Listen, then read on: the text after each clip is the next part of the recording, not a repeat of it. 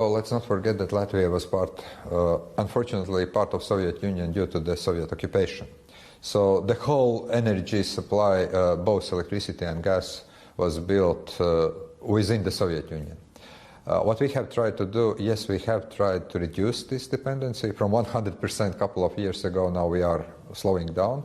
But indeed, unfortunately, what we have seen is that due to Fukushima nuclear disaster in 2011, some countries refused to continue their nuclear power station programs, power plant programs. That's one big mistake. Second, renewables is just picking up. The third, unfortunately, the Nord Stream 2, that never came to operation, and I hope will never do, was actually the way even to the more dependent policy perspective. So from that point of view, this criticism is justified. Mm-hmm. I think that we are now rectifying whatever we can in a short way. But indeed, you know, unfortunately, the human beings are put in a way that before they get the kind of huge, let's say, stimulus to change their normal, ordinary ways, they don't do enough. And that's where we need to work on. But it's an enormous omission, and you've made an implicit criticism of Germany there with shutting off their nuclear power stations in the wake of Fukushima as well. But to try and develop a medium to long-term energy strategy for Europe now, before next winter, it's not going to happen as well. So where is Europe going to get its energy from if, as Mr. Novak has been implying in the last 24 hours, Nord Stream 1 is potentially closed off at some stage? Well, first of all, there is already ongoing work by the European Commission with countries like Qatar, like Algeria. Well, we very much hope also that the United States will provide more LNG Expensive supplies. LNG, sir.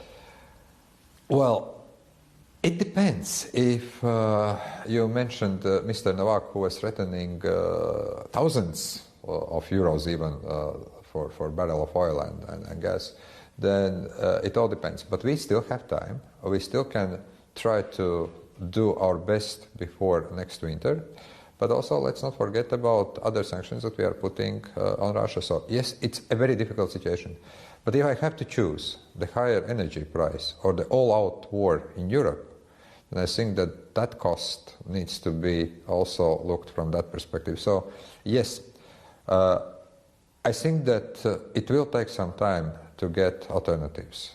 But I also know that we all are working as much as we can with all our allies, friends, to find alternatives. But Europe has for long been criticised as not having a cohesive, Brussels-centric policy that actually affects all nations. And I have to say, I think that criticism looks very justified as well. There isn't the LNG port infrastructure in the Baltics. There isn't in the southern Europe as well, from the eastern Mediterranean, from Algeria, from Qatar, as you mentioned as well. What have we been doing, sir? It's been a woeful omission. We've had 8 years to prepare. No, there is an LNG port in the Baltics, in Klaipėda, in Lithuania. The kind of scale that would be needed, sir. Well, but there is already alternative. Then we have been building a so-called gas interconnector between Poland and Lithuania that would give us the opportunities. And by the way, you know, here in Latvia we have the mutual dependency with Russian gas. We have a huge gas storage in Inčukalns that can store, if I'm not mistaken, up to 4 billion gallons of gas, but we resupply the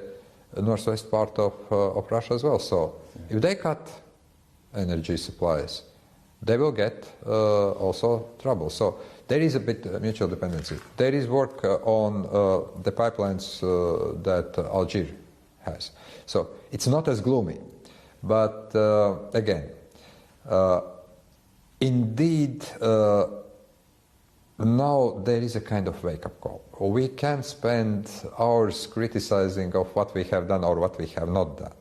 But we are in a situation where we are working, actually looking in the future what we can do to reduce the dependency. By the way, I still remember in 2011, I was then chief of staff to the president, and my president of that time, Mr. Zatlers, was visiting the United States, begging also US open up LNGs. Mm-hmm. Those also were times where we were asking the United States to be more, let's say, open to the world. So I think that if we look back into the history, we would find many good and not so good things.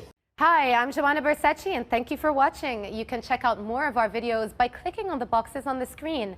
And don't forget to subscribe to our channel for more from CNBC International. Thank you for watching.